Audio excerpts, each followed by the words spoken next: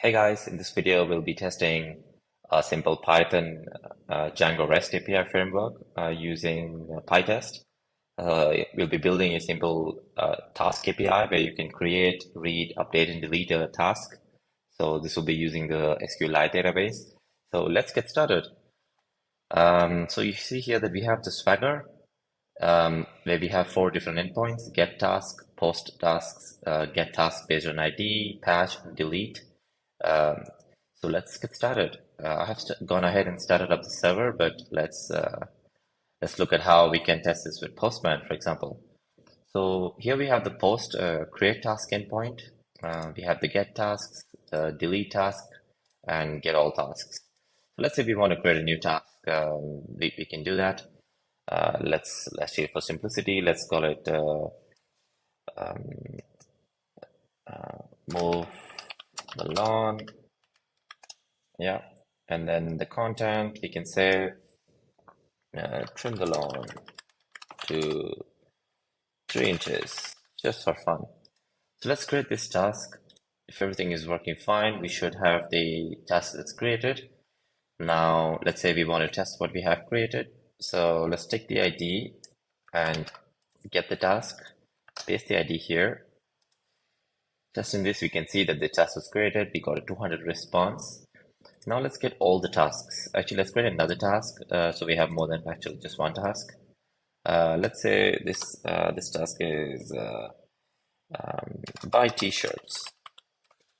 Buy t-shirts, and the content could be buy 10 t-shirts. We make the other task. So now we have two tasks. We get all the tasks.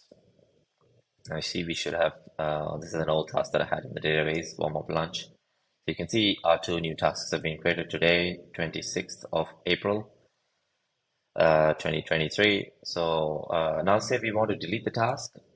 We take the task ID and we just send it to the delete task endpoint. And now you can see we got a 204, the task is gone. Here we had three tasks. Now if we do run the same test, we have only two tasks. So that's basically the functioning of a CRUD API, the create, read, update, delete functionality. Now we go to our PyCharm, our interpreter. Actually have the actually got the API running, so I'm gonna actually kill it now so I can run the test.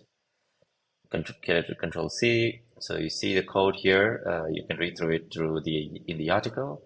We got the tests, we got the tasks, we got the task API. Now let's start to run. Let's actually go and run our test. In our test, we have a few endpoints where you can see we test create task, we test patch, and we test delete. So you can read through them for a detailed explanation, but at the moment, let's just get running. Let's clear this, and let's run our Pytest command.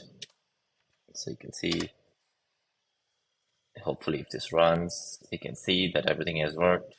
These are expected warnings saying that the task was not found. So you can see the three tests passed. So I hope this was useful. This is a great introduction to how to use Pytest Django. There's a lot of steps and a lot of boilerplate code you need to change. But hopefully once you've done it, you get a hang of it, and it becomes easier. And you can write very interesting tests with Pytest Django. Yeah, I hope you find this useful, and yeah, see you in the next video.